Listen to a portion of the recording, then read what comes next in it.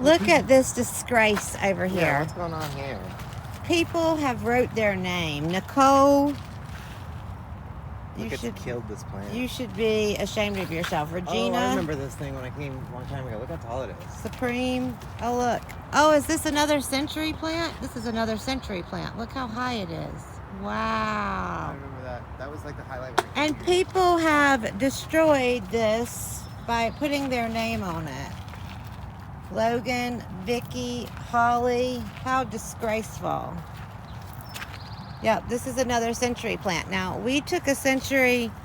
These things only bloom like once a century. And we saw one recently at the, where was it at? Oh, WRAL Gardens. People were also disrespectful there because of, there was just trash everywhere. But this one is much taller. It's insane.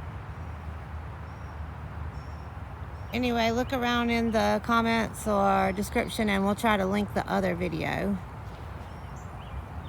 This one's taller and it doesn't have all the people that the other one had. The other one had a bunch of people. They only bloom once every 100 years. But also, this one is being destroyed by horrible people. Look, that looks like some blooms, maybe. Is that blooms?